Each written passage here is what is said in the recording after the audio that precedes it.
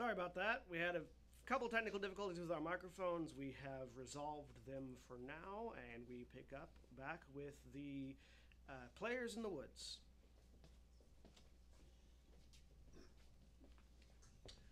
Are we all met? Pat, pat, and here's a marvelous convenient place for our rehearsal. This green plot shall be our stage, that hawthorn brake our tiring house, and we shall do it in action as we will do before the Duke. Peter Quince.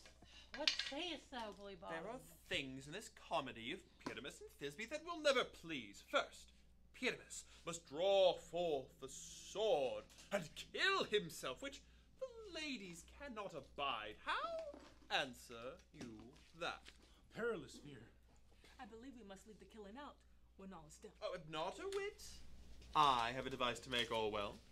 Write me a prologue, and let the prologue seem to say that we do no harm with our swords, and that Pyramus is not killed indeed, and, for the more better assurance, tell them that I am not Pyramus at all, but Bottom, the Weaver.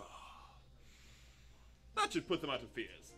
Well, we shall have such prologue, and it shall be written in 8 and 6. No, let it be written in 2 more. Let it be written in 8 and 8. Will the ladies not be afraid of the lion? I fear it, I promise you. You ought consider with yourselves to bring in. God help us, a lion among ladies is a most dreadful thing. For there is no wildfowl as fearful as your lion living, and we all look to it. Therefore, another prologue should say that he is not a lion. No.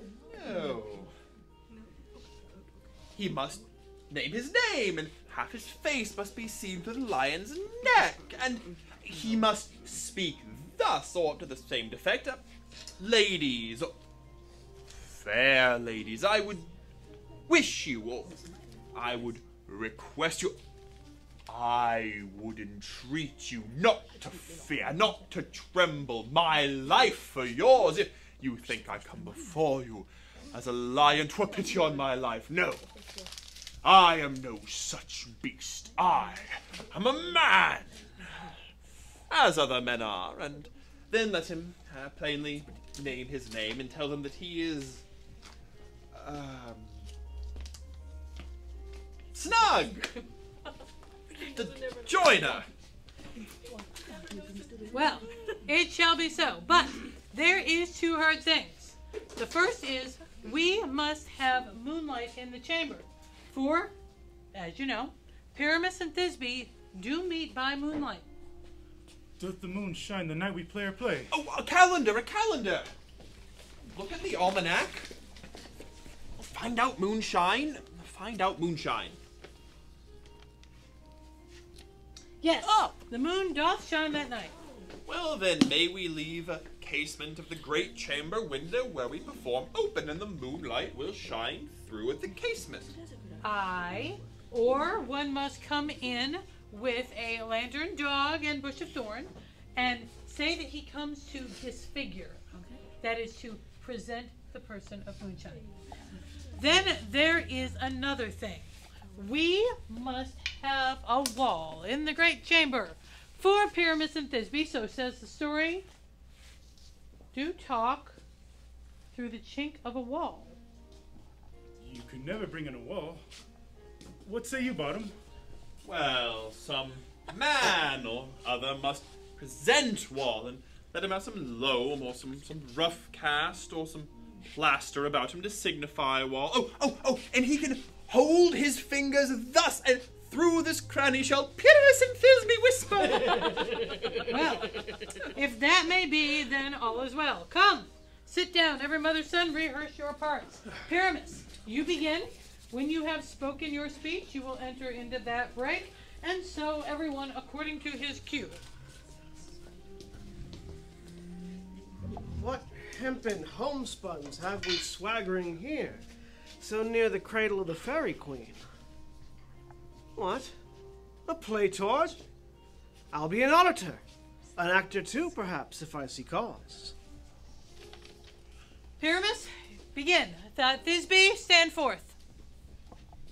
Thisbe, the flowers of odious savours. Odors.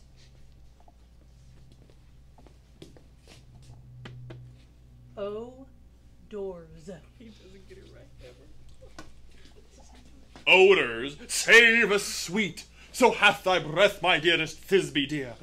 But hark, a voice! Stay thou but here a while, and by and by I will to thee appear. A stranger, Pyramus, than e'er played here. Must I speak now? Yes, marry that you must, for, you see, he has gone to see but a noise he has heard, and is to come again.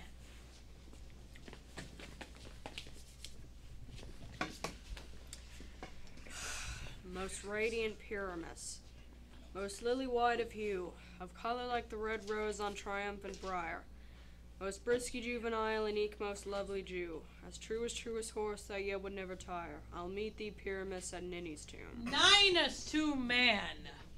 Why, you don't speak that yet. That you answer to Pyramus.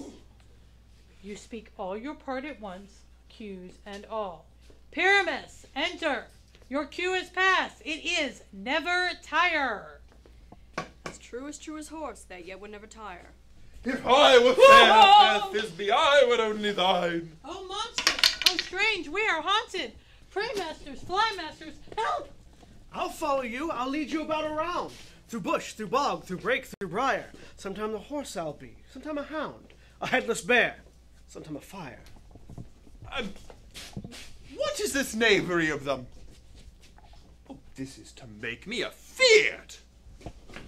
Oh, pardon, what do I see in thee? Thou hast changed. Oh, what do you see? You see an ass head of your own, do you? I see their knavery. This is to fright me, to make an ass of me, if they could. Well, I will not stir from this place. I will walk up and down, and I shall sing. They shall hear. I'm not afraid. The owls who cock so black of hue, with orange and tawny bill, the throstle with his notes so true, the wren with little quill. What an angel wakes me from my flowery bed. The finch, the sparrow, and the lark, the plain song cuckoo grey, whose note full many man doth mark, and dare not answer nay. But who would set his wit to so foolish a bird? Who would give a bird the lie, though we cry cuckoo never so? I pray you, gentle mortal, sing again. Mine ear is much enamoured of thy note, and my eye is enthralled by thy shape. Thy fair virtue's force perforce doth move me here at first glance to say, to swear, I love thee. Methinks, mistress, you should have little reason for that. And yet reason and love keep little company together nowadays. The more's the pity that some honest neighbours won't make them friends. Nay, I can gleek upon occasion. Thou art as wise as thou art beautiful. Not so neither. But if I had enough wit to get me out of this wood, I'd have enough to serve mine own turn. Out of this wood do not desire to go. Thou shalt remain here, whether thou wilt or no. I am a spirit of no common rate, and the summer still doth tend upon my state. And I do love thee. Therefore, go with me. I'll give thee fairies to attend on thee, and they shall fetch thee jewels from the deep, while thou on pressed flowers doth sleep. And I will purge thy mortal grossness so, that thou shalt like an airy spirit go. Peas blossom, cobweb, moth, and mustardseed. Ready. And I. Where shall we go? Be kind and courteous to this gentleman. Hop in his walks and gambol in his eyes. Feed him on apricots and dewberries, purple grapes, green figs, and mulberries. The honey bag steal from the humble bee, and for night tapers crop his waxen thighs, to light with fiery glowworms' eyes, to have my love to bed and to arise, and pluck the wings from painted butterflies, to fan the moonbeams from his sleeping eyes. Nod to him, elves, and do him courtesies. Hail, mortal. Hail. I beg your worship's mercy. I beseech your worship's name. Cobweb. Oh, good master Cobweb? If I prick my finger, I shall make bold with thee. I beseech your name. Peas blossom. Good master Peas Blossom, I pray you commend me to Mistress Squash your mother, and Master P is called your father. I shall desire of you more acquaintance. Your name, honest gentleman? Mustardseed. Good Master Mustardseed, I know your patience well. The same cowardly giant-like oxbeef hath devoured many of your kin. I promise your kind has made my eyes water ere now. I shall desire of you more acquaintance. Come, lead him to my bower. The moon, methinks, looks with a watery eye, and laments, weeping every little flower, some enforced chastity. Bind my lover's tongue, bring him to me silently. I wonder if Titania be awaked. Then what it was that next came in her eye which she must dote on in extremity. Here comes my messenger. How now, mad spirit, what night rule now about this haunted grove? My mistress with a monster is in love. Near to her close and consecrated bower, while she was in her dull and sleeping hour, a crew of patches, rude mechanicals, who gathered together to work for bread upon Athenian stalls, were gathered together to rehearse a play, intended for great Theseus' nuptial day. The shallowest thick skin of their barren sort, who Pyramus portrayed in their sport, forsook his scene and entered into a break. When I him at this advantage take an ass's knoll, I fixed upon his head. Anon his Thisbe must be answered, and forth my mimic comes, and when they him spy, as geese the creeping fowler eye, or russet-pated chuffs many in sort, all rising and cawing at the gun's report, who madly sever themselves and sweep the sky, so too at his sight did his fellows fly. And here at our stamp, here o'er and o'er one falls, he murder cries and help from Athens calls, their senses weak making their fears thus strong, made senseless things begin to do them wrong. For briars and thorns at their apparel snatch, some hats, some coats from yielders, all things catch. I led them on in this distracted fear, and left sweet Pyramus translated there, when so it came to pass, Titania waked, and straightway loved an ass. This falls out better than I could devise, but hast thou yet latched the Athenian's eyes with the love juice, as I did bid thee do? I took him sleeping, that is finished too, and with the Athenian woman at his side, so that when he waked of force, she must be eyed. Stand close, this is the same Athenian. This is the woman, but not this the man. Why do you rebuke him that loves you so? Lay your bitter breath upon your bitter foe. Now I but chide, but I should use thee worse, for thou, I fear, hast given me cause to curse. If thou hast slain Lysander in his sleeping, or shoes in blood, plunge in the deep and kill me too. The sun was not so true unto the day as he to me. Would he have stolen away from sleeping Hermia? I'll believe as soon as this whole earth may be born, and may the moon through the center creep and so displease her brother's noontide with the Antipodes. It cannot be but thou hast murdered him. So should a murderer look so dead, so grim. And so should I. And so should the murdered, but you, the murderer, look as bright and clear as yonder Venus in her glimmering sphere. What's this to my Lysander? Where is he? Ah, good Demetrius, will thou give him me? I'd rather give his carcass to my hounds. Out, dog! Out, cur! Thou drivest me past the bounds of maid's patience. Hast thou slain him then? Henceforth be never numbered among men. Oh, once tell true, even for my sake. Dost thou have looked upon him being awake? And hast thou killed him sleeping? Oh, brave touch. Could not a worm, an adder, do so much? An adder did it, for with doubler tongue than thine, thou serpent, never adder stung. You spend your passion on a misprized mood. I am not guilty of Lysander's blood. I pray thee then tell me he is well. And if I could, what should I get therefor?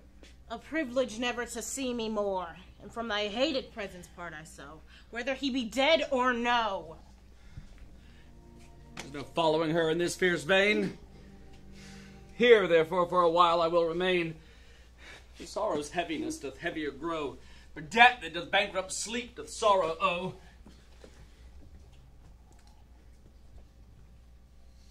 What hast thou done?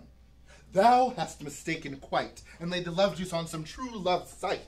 Of thy misprision must perforce ensue some true love turned, and not a false turned true. Then fate o'errules that one man holding troth, a million fail, confounding oath on oath. About the wood goes swifter than the wind, and Helena of Athens look thou find. All fancy sick she is and pale of cheer, with sighs of love that cost the fresh blood dear. By some illusion see thou bring her here. I'll charm his eyes again she do appear. I go, look how I go, swifter than an arrow from a Tartar's bow.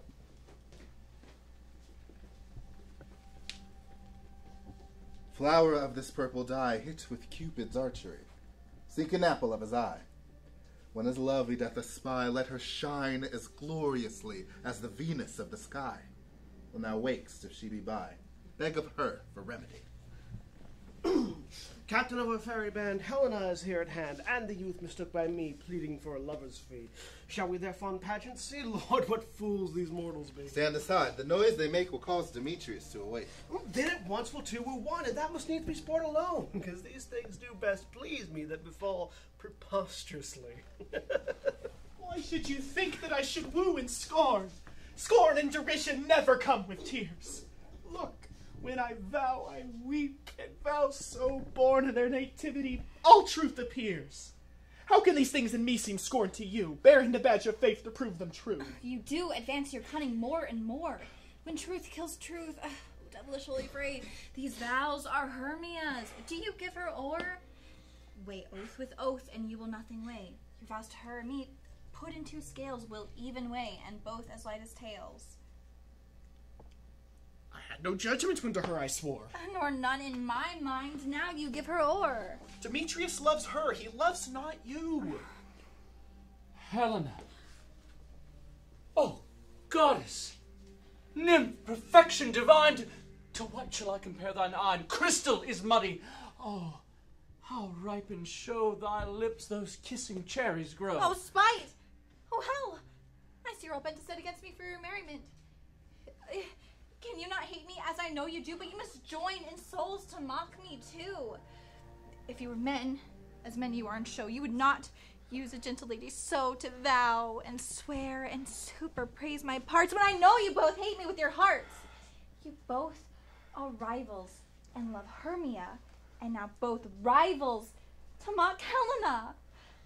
A trim exploit, a manly enterprise, to conjure tears up in a poor maid's eyes with your derision. None of noble sort would so offend a virgin and extort a poor soul's patience, all to make you sport. You are unkind, Demetrius. Be not so, for you love Hermia. This you know, I know. And now, with all goodwill and all my part, in Hermia's love, I yield you up my part. And yours of Helena to me bequeath, whom I love and will to my death. That virgin mockers waste my idle breath. Lysander, keep your Hermia. If ever I loved her, then that love is gone. My heart to her is guestwise sojourned, and home to Helena now is returned, and there to remain. Helen, it is not so! Disparage not the faith thou dost not know. Look, there is thy love, yonder's thy dear. Dark night, that from the eye his function takes, the ear more quick of apprehension makes, wherein it doth impair the seeing sense, it pays the hearing double recompense.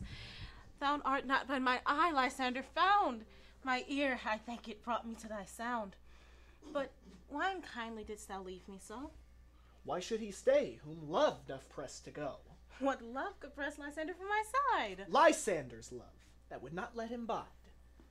Fair Helen, who more engilds the night than all the fiery orbs and eyes of light. Why seekest thou me? Could not this make thee know the hate I bear thee made me leave thee so? You speak not as you think. It cannot be. Lo, she is one of this confederacy, and I perceive they have conjoined all three to fashion this false sport in spite of me. Injurious Hermia, most ungrateful maid, have you conspired? Have you with these contrived to bait me with this foul derision? Is all the counsel we two have shared, the sisters' vows, the hours we have spent when we have chid the hasty-footed time for parting us, is all forgot? All school days' friendship and childhood innocence? And will you rent our ancient love asunder to join with men in mocking your poor friend? It is not friendly. It is not maidenly. Our sex as well as I may chide you for it, but I alone do feel the injury. I am amazed at your words. I scorn you not. It seems that you scorn me.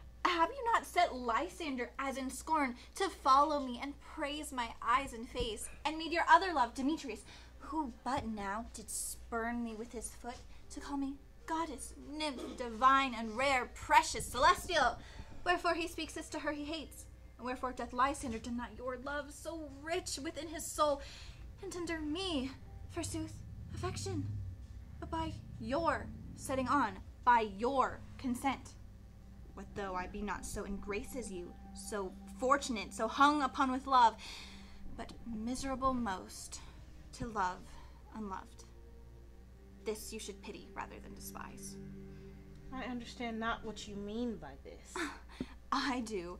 Persever, counterfeit sad looks, make mouths at me when I turn my back, wink each at other, hold the sweet jest up. This sport, well carried, shall be chronicled. If you had any pity, grace, or manners, you would not make me such an argument. But fare you well.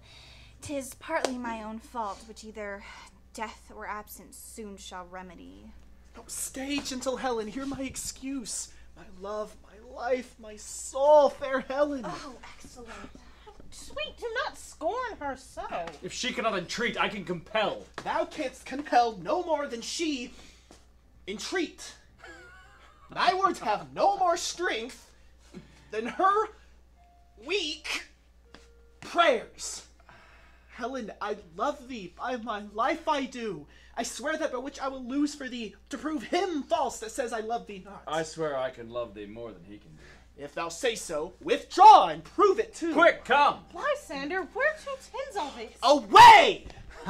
No, he will pretend to break free and follow after, but come not. You are a tame man. Go.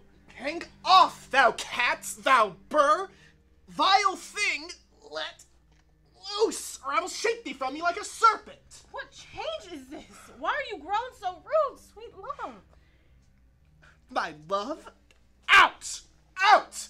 Out, loathed medicine! Out, hated potion! Hence! Do you not jest? Yes, sooth, and so do you. Demetrius, I will keep my word with thee. I'd rather have your bond. I see you're held by a weak bond, but I'll not trust your word. What, should I hurt her, strike her, kill her dead? Although I hate her, I'll not harm her so. What, can you do me greater harm than hate? Hate me? Wherefore? I am as fair now as I was erewhile. Since night you loved me, since night you left me. Why then you left me, oh the gods forbid, in earnest shall I say. I, by my life, and never did desire to see thee more. Therefore, be out of hope, of question, of doubt. Be certain, for nothing truer, 'tis no jest, I do hate thee, and love Helen. You juggler! You canker blossom! You thief of love! Have you come by night and stolen my love's heart from him? Fine in faith. Have you no modesty, no maiden shame, no touch of bashfulness? What? Will you tear impatient answers from my gentle tongue? Fie. Fie, you counterfeit, you puppet, you. Puppet? Aye, that way goes the game. Now I well perceive she hath made him pair between our statures. She hath perceived with him with her height. And are you grown so high in his esteem because I am so dwarfish and so low? How low am I, thou painted maypole? Speak! How low am I? I am not yet so low that I can reach my nails unto thine eyes. Whoa, hey! Oh, I pray you, though you mock me, gentlemen, let her not hurt me. I was never cursed. I have no gift at all in truishness. I am a right maid for my cowardice. Let her not hurt me. You may perhaps think because she is something lower than myself that I can somehow match her. Lower! Hark again! Could Hermia do not be so bitter with me? I evermore did love you, Hermia. Ever did keep your counsels, never wronged you. Save that in love unto Demetrius. I told him of your stealth into this wood. He followed you. For love I followed him. But he hath chid me hence and threatened to spurn me, strike me, nay, to kill me too. And now you will let me quiet go to Athens. Will I bear my folly back and follow you no further? Let me go. You see how simple and how fond I am.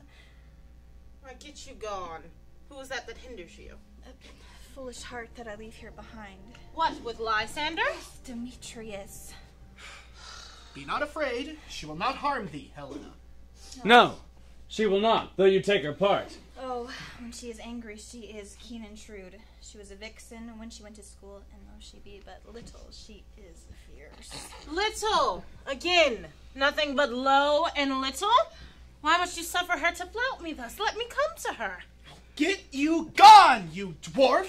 You minimus of hindering nutgrass maid! You bead! You acorn! You were too officious on one that scorned your services. Talk not of Helena, thou wilt abide it.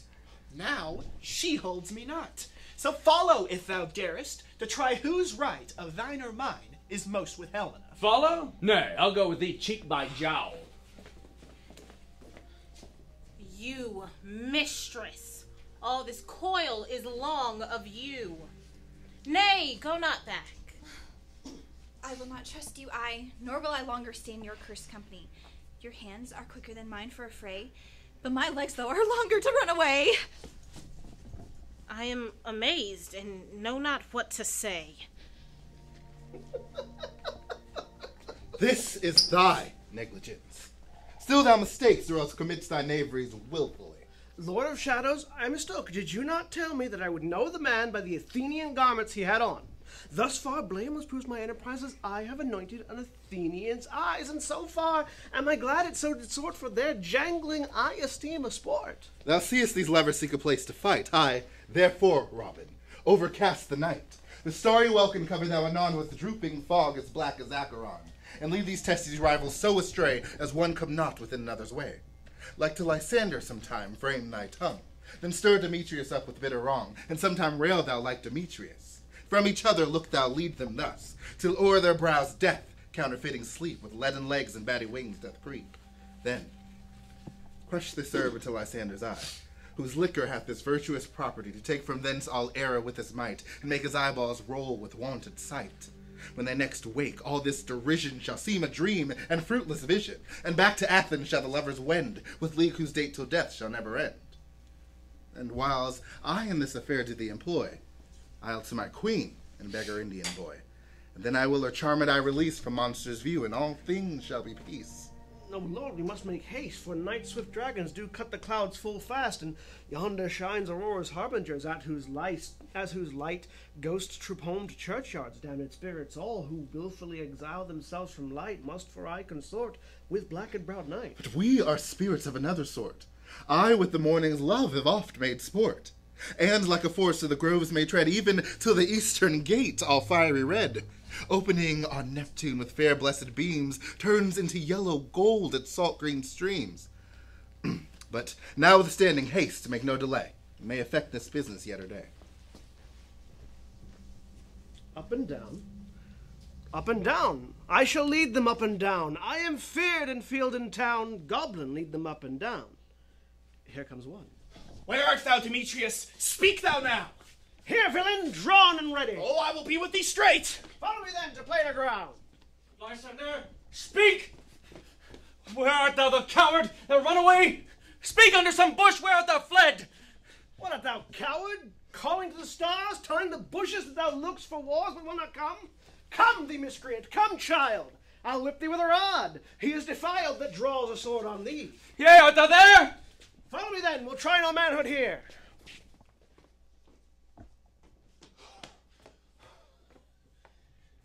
He goes before me, still dares me on. I come where he calls, and he is gone. Oh, the villain is much lighter heeled than I. I followed fast, and faster he did fly. And find me now in some dark, uneven way. Ooh, and here will rest me. Come thou, gentle day. For if but once thou show me thy grey light, I'll find Demetrius and avenge this spite. Ho, ho, ho, coward, comest thou not? Now shall abide it, dear? For well I wot thou run ahead of me, shifting every place, but will not stand nor look me in the face. Where art thou now? Come hither, I am here. Nay, thou mockest me.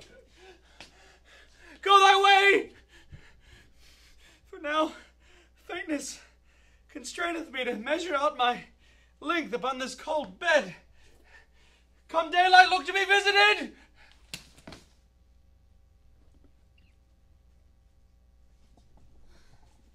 O weary night, O long and tedious night of fate thy hours. O shine comforts from the east, that I may back to Athens by daylight from these my company detest, and sleep, which sometimes shuts up sorrow's eye. Oh, steal me a while from mine own company. Come but 3, yet 1 more. 2 of both kinds makes up 4. Ah, here she comes, cursed and sad. Cupid is a knavish lad, thus to make poor females mad. Never so weary, never so in woe. Bedabbled with the dew and torn with briars. I can no further crawl, no further go. My legs can keep no pace with my desires. Here will I rest me till break of day. Heaven shield Lysander if they mean a fray. Sleep sound on the ground. I'll apply to your eye gentle lover remedy. When thou wakest, take true delight in the sight of thy former lady's eye. And the country proverb shown that every man shall have his own. Jack shall have Jill, naught shall go ill. The man shall have his mare again, and all will be well.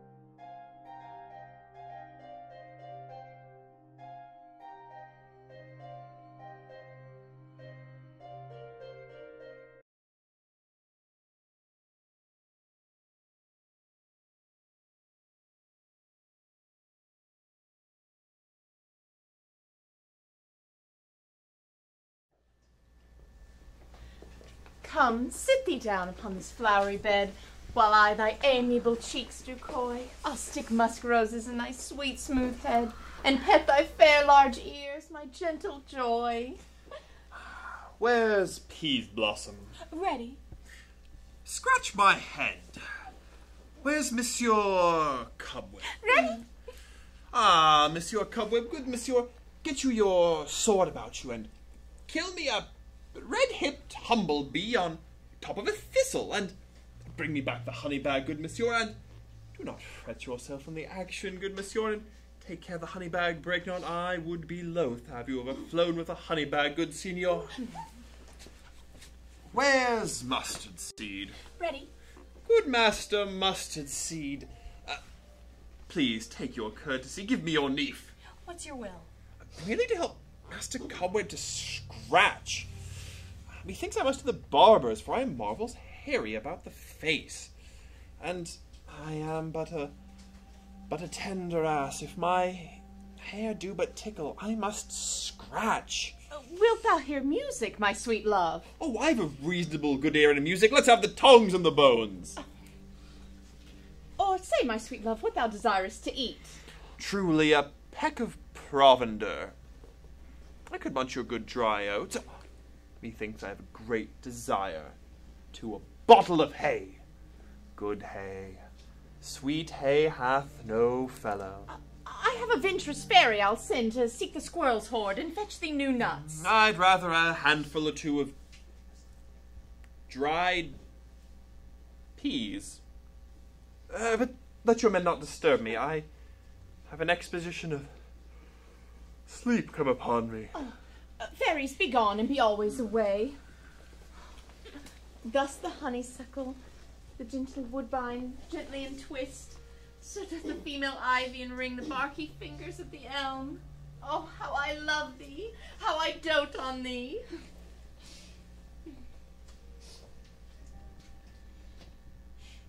Welcome, good Robin. Seest thou this sweet sight? Her dotage now I do begin to pity, for meeting her of late behind the woods, seeking sweet favors for this hateful fool, I did upbraid her and fall out with her. For she his hairy temples then had rounded with a coronet of fresh and fragrant flowers, and that same dew which sometime on the buds was wont to swell like round and orient pearls, stood now within the pretty Floriet's eyes like tears that did their own disgrace bewail.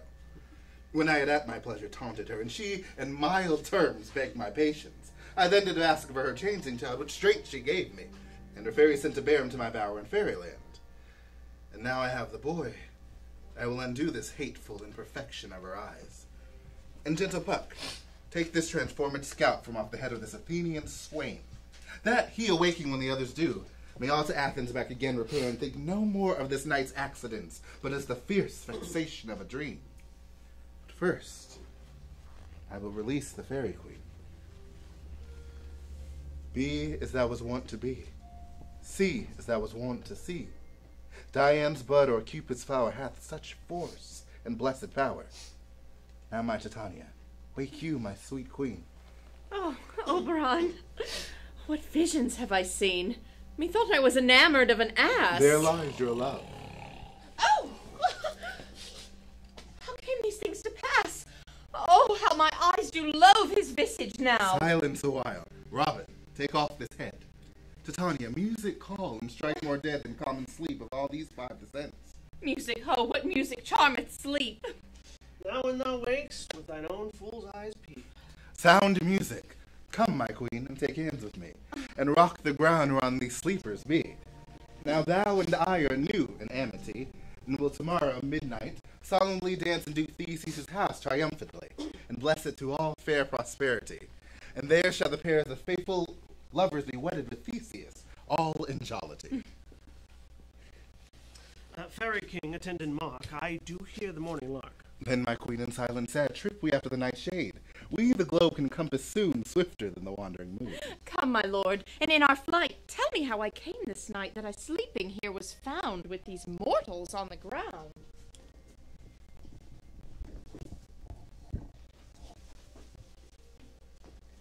Go, one of you, find out the forester.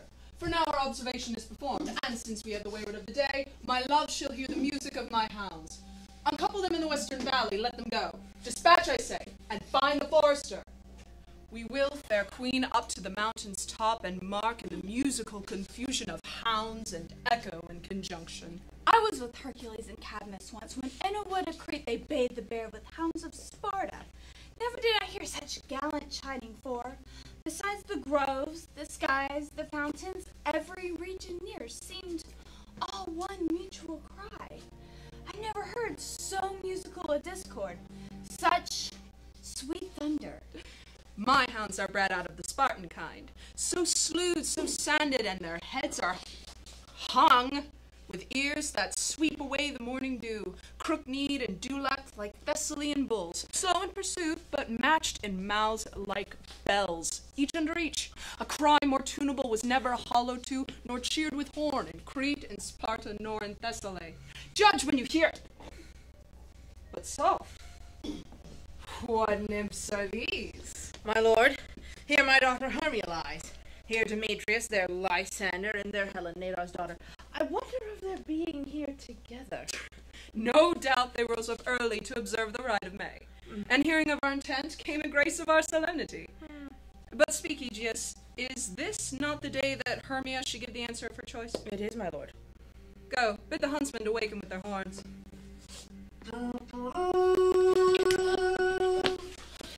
Good morrow, friends. St. Valentine is past. Begin these wood birds, but to couple now. Pardon, my lord. I pray you all, stand up! I know you two are rival enemies. How comes this gentle concord in the world that hatred is so far from jealousy, to sleep by hate and fear no enmity? My lord, I shall reply amazedly, half sleeping, half waking. But as of yet, I swear, I cannot truly say how I came here. But now I think, for truly would I speak. Now do I bethink me? It is! I came with Hermia hither.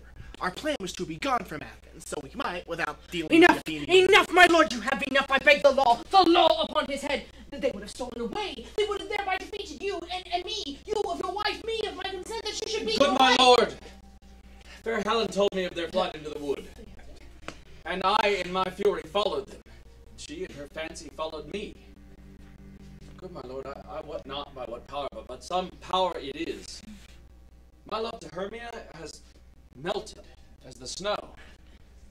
The object and pleasure of mine eye is all Helena. To her was I betrothed ere I saw Hermia, but as in sickness I did loathe this food. But now in health my natural taste has returned to me, and I wish it, long for it, love it, and will remain forever true to it. Fair lovers, you are fortunately met. Of this discourse we will hear more anon. Egeus, I will overbear your will, for in the temple by and by with us these couples shall be eternally knit. And for the morning now, as something worn, our purposed hunting shall be set aside. Away with us to Athens, 3 and 3. We'll hold a feast in our great solemnity. Come, Hippolyta. These things seem to me small and indistinguishable, like faraway mountains turning into clouds. Methinks I see these things with parted eye, when everything seems double. So many things, and I found Demetrius like a jewel, mine own and yet not mine own. Think you that we are awake? It seems to me that yet we sleep, we dream. Was not the Duke here and bid us to follow him? Yea, and my father. And Hippolyta. And he did bid us to follow to the temple. Well, then we are awake. Let us follow him, and on the way recount our dreams.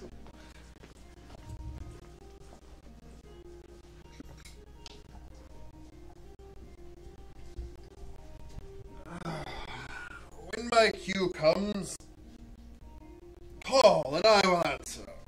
My next is most fair Pyramus. Peter Quince, Flute the bellows mender, Snout the tinker starveling. Gods of my life, stolen hens and left me here asleep. I've had a most rare vision. I have had a dream. Past the wit of man to say what dream it was. Methought I was. There is now man who can say what methought I was. Methought I was, and methought I had.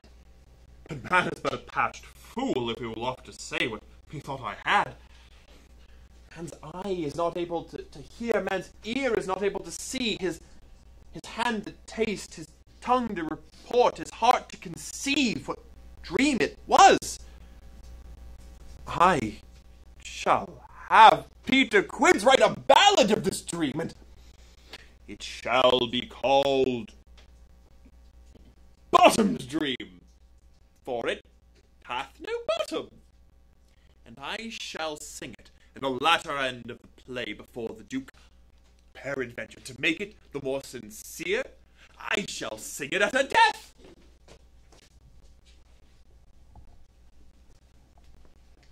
Have you sent round to Bottom's house? Has he come home yet? He cannot be heard of, out of doubt. He's transported. If he come not, then the play is marred. It goes not forward, doth it? 'Tis not possible. There is no man in all of Athens other than he who can discharge Pyramus. No, he hath simply the best wit of any handicraftsman in Athens. Yea, and the best man too. He is the very paramour of sweet voice. You must say paragon. A paramour. You must say. That's not what it means. Lads, the Duke has come from the temple, and there's 2 or 3 lords and ladies more to be wed. If our sport had gone forward, we'd all been made men. Oh, sweet bully Bottom. Thus hath he lost 6pence a day during his life. He could not have escaped 6pence a day. And the Duke had not given him 6pence a day for playing Pyramus, I'll be hanged. He would have deserved it. 6pence a day and Pyramus are nothing. Where are these lads? Where are these hearts? Oh, Bottom, O most courageous day, O most happy hour. Masters, I am to discourse wonders, but ask me not what for. If I were to tell, I am not true Athenian. I will tell everything right as it fell out. Do tell, sweet Bottom. All I will say is the Duke hath dined. So get your apparel together. New strings to your pumps. New strings to your beards. The short and the long of it is our play is preferred. Therefore, let he who plays Thisbe have clean linens, and let he who plays the lion not pare his nails, for they shall hang out as the lion's claws. And most fair actors, eat no onions of garlic, for we are to utter sweet breath, and I have no doubt but to hear that it is a sweet comedy. Now, away! Go away!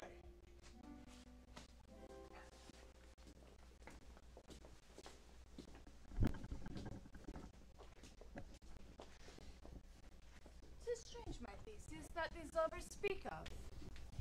More strange than true.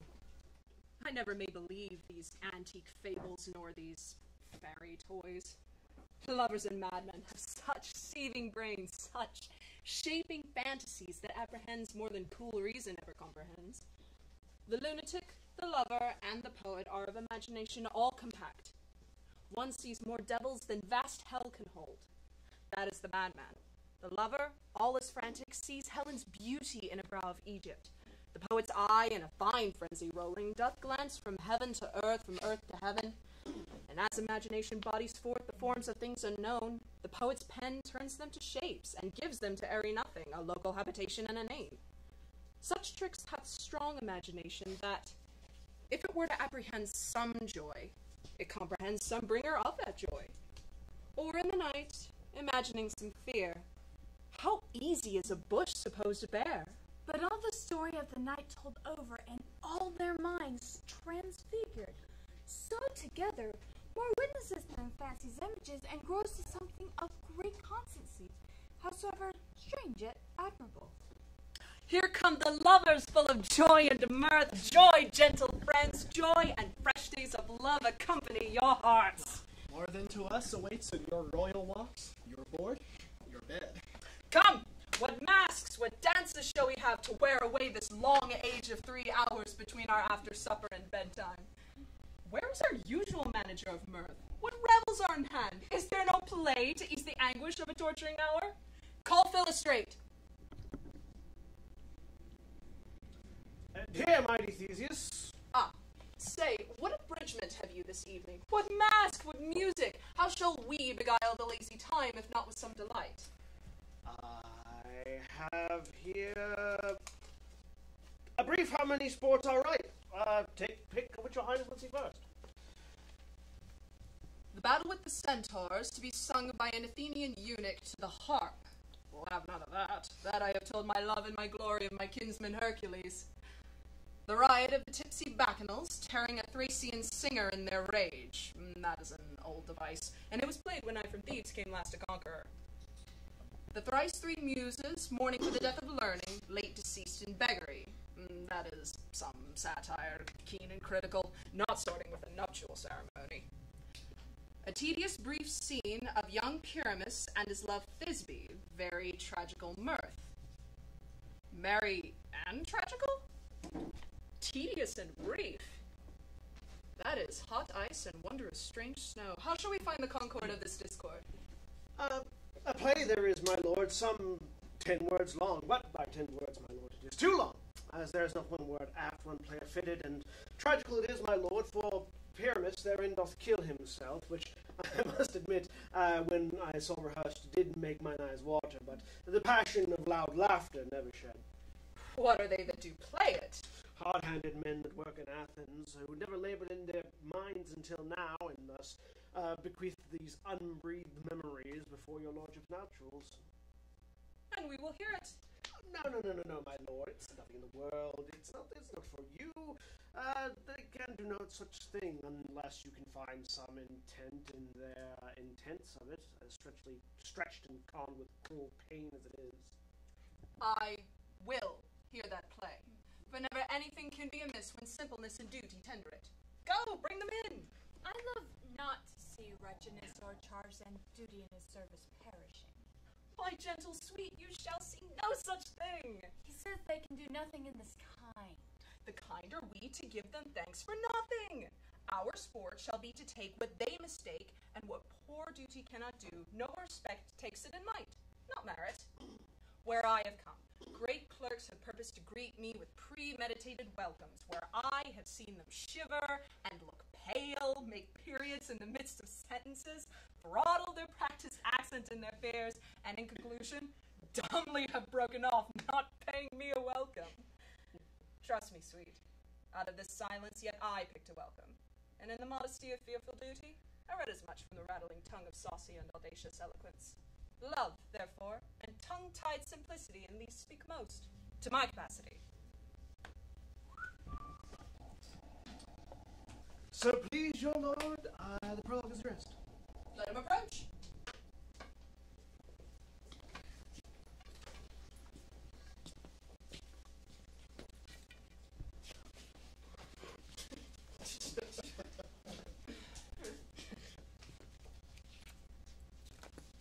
If we offend, it is with goodwill.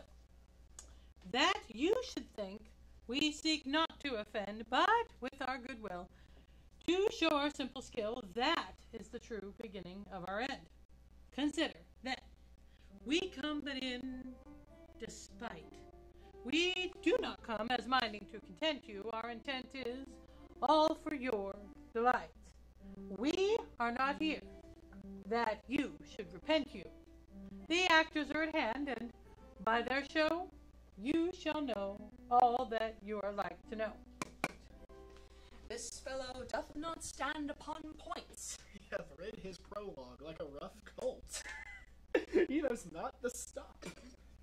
A good moral, my lord. It is not enough to speak, but to speak true. Indeed, he had played on this prologue like a child on a recorder. A sound, but not in government. His speech was like a tangled chain, nothing impaired, but all disordered. Who's next?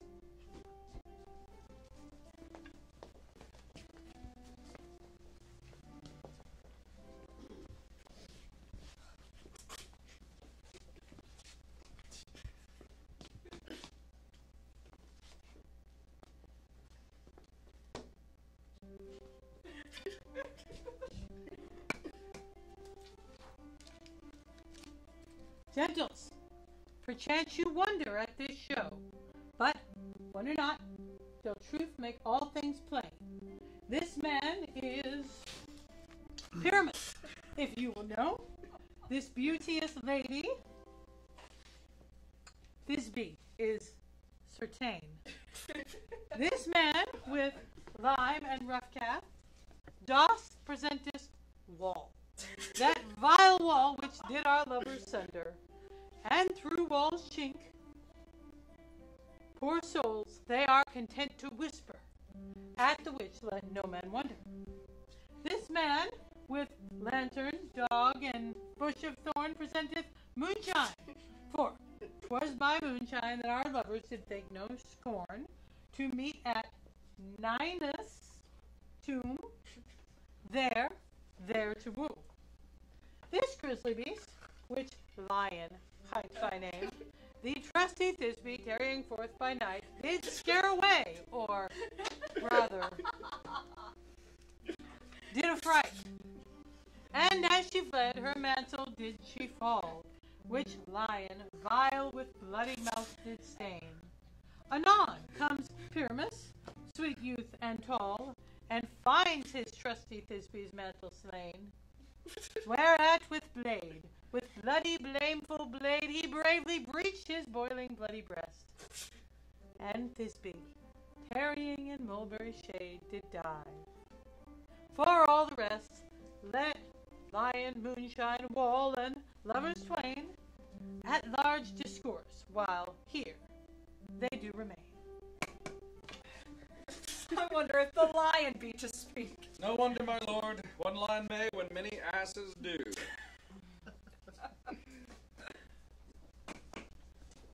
And in this same interlude, it doth befall that I, one Snout by name, present a wall. Such a wall as I would have you think that had it in it a crannied hole or chink, through which the lovers, Pyramus and Thisbe, did whisper often very secretly. This loam, this rough cast, and this stone does show that I am that same wall. The truth is so. And this the cranny right and sinister, through which the fearful lovers are to whisper. Would you desire lime and hair to speak better? This is the wittiest partition that e'er I heard, my lord. Oh, Pyramus draws near the wall. Silence. O grim looked night, O night with you so black, O night whichever art when day is not. O night, alack, alack, alack. And thou, O wall, O sweet and lovely wall, thou standst between her father's ground and mine. And thou, O wall, O sweet and lovely wall, show me thy chink to blink through with mine eye. Thanks, courteous wall. Jove shield thee well for this. Oh, but what see I? No Thisbe do I see. O wicked wall through whom I see no bliss. Cursed be thy stones for thus deceiving me. The wall, methinks, being sensible, should curse again. No, in fact, he should not. Deceiving me is Thisbe's cue. She is to enter now.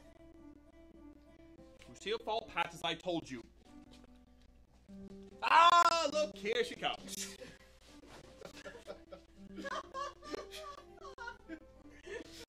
A wall.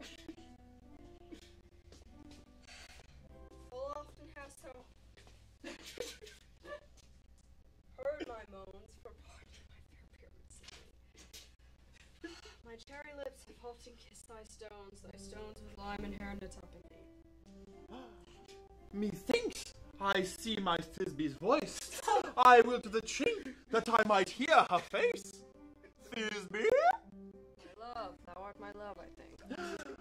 Think what thou will, I am thy lover's grace, and like Lysander am trusty still. I like Helen till the fates me kill.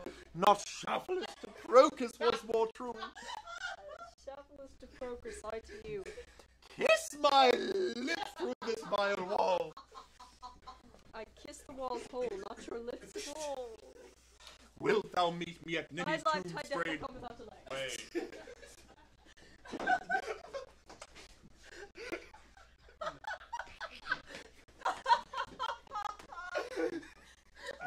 Thus, my part being done, and thus have I, while my part being done, discharged so, and being done while away does go. Now is the wall down between the two neighbors. There's no remedy, my lord, when walls are so willing to hear without warning. This is the silliest stuff that ever I heard. The best in this kind are but shadows, and the worst are no worse if imagination amend them. Must be your imagination then, and not theirs. If we imagine no worse of them than they of themselves, they may pass for excellent men. Here come two noble beasts in, a man and a lion.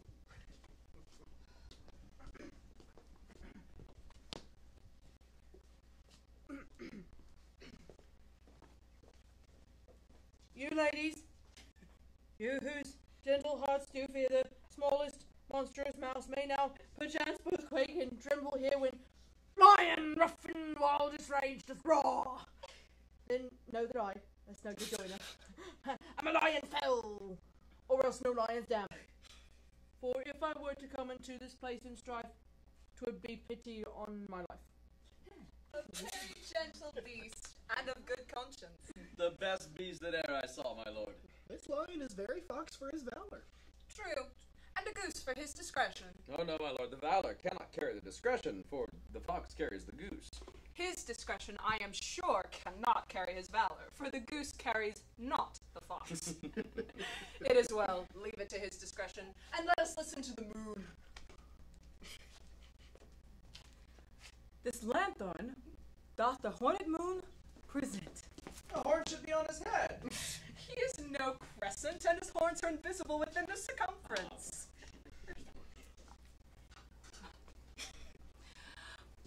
This lanthorn doth the horned moon present.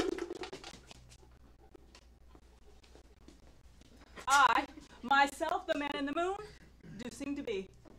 This is the greatest error of all the rest. The man should be put into the lanthorn. How else is the man in the moon?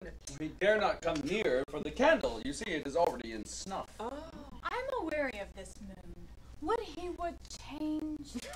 It appears by this small light of discretion he is in the wane. But yet, in courtesy, in all reason, we must stay the time. Proceed.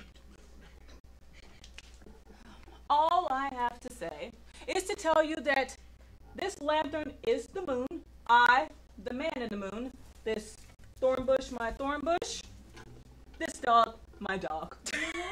All of these should be in the lantern. But silence. Here comes Thisbe.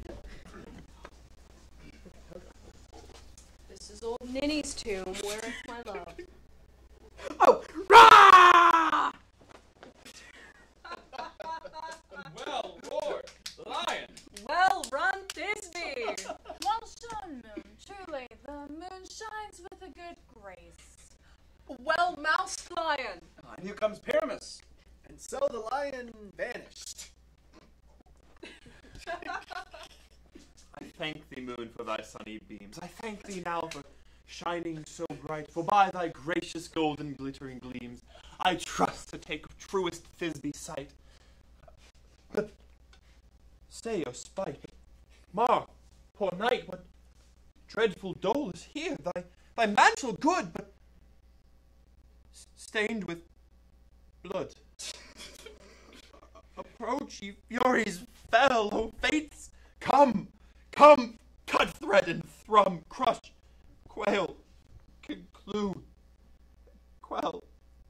This passion and the death of a dear friend would go near to make a man look sad. It drew my heart, but I pity the man. O wherefore, nature, didst thou lions frame? For lion vile hath here deflowered my dear. Who is? No, who was the fairest dame that ever loved, that ever liked, that ever looked with cheer? Out tears, confound, out sword and wound, Lord!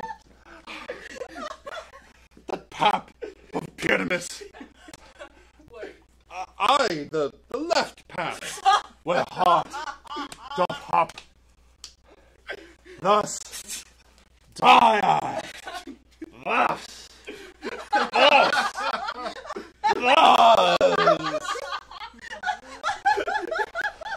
Now I am dead.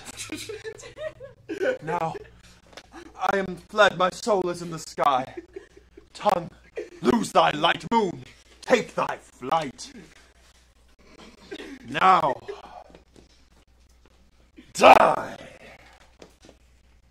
Die. Die. Die.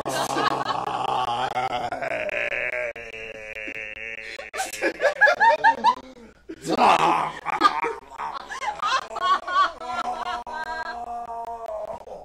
die, but an ace for him. He is all one. Less than an ace, man, for he is dead. He is nothing. With the help of a surgeon, he might yet recover and yet prove an ass. I'll chance Moonshine is gone before Thisbe comes back and finds her lover. She will find him by starlight. Here she comes, and her passion ends the play. Methinks she should not use a long run for such a pyramid. I hope she would be brief. A mote will change the balance. Which Pyramus, which Thisbe is the better? He for a man, God warn us, and she for a woman, God bless us.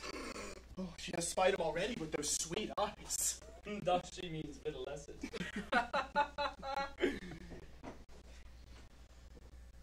Asleep, my love? Dead, my dove?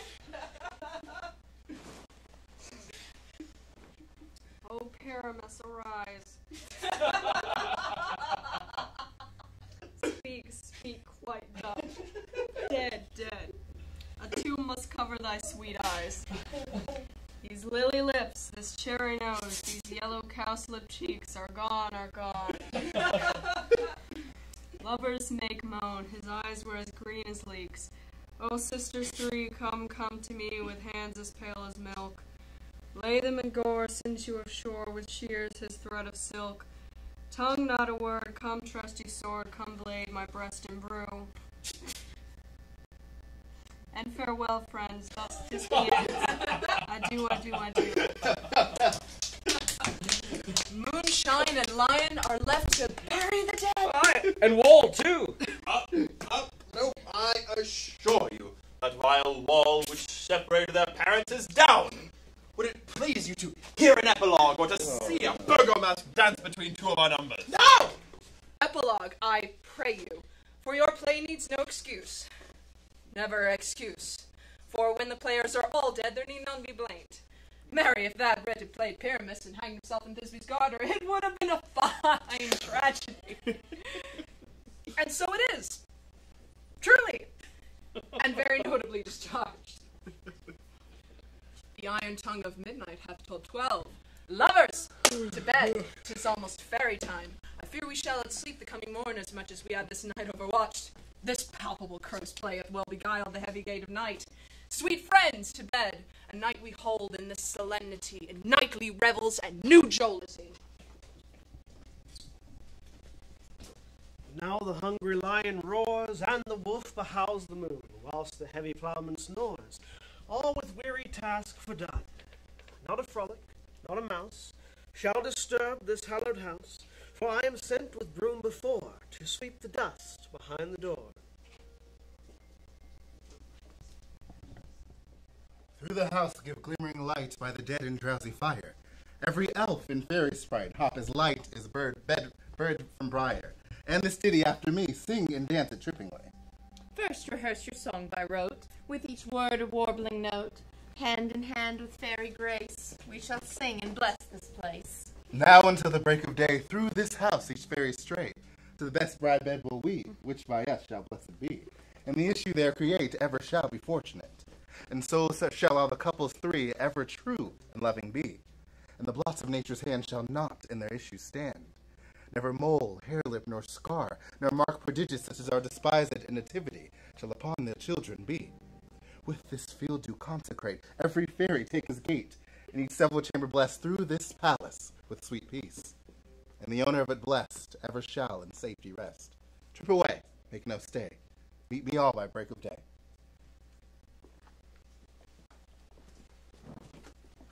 If we shadows have offended, think but this, and all is mended, that you have but slumbered here, while these visions did appear, and this weak and idle theme, no more yielding but a dream. Gentles, pardon. Do not reprehend. If you pardon, we will mend. And as I am an honest puck, if we have unearned luck enough to escape the serpent's tongue, then we shall make amends ere long. Else the puck a liar call. So good night unto you all. Give me your hands, if we be friends, and Robin shall restore amends.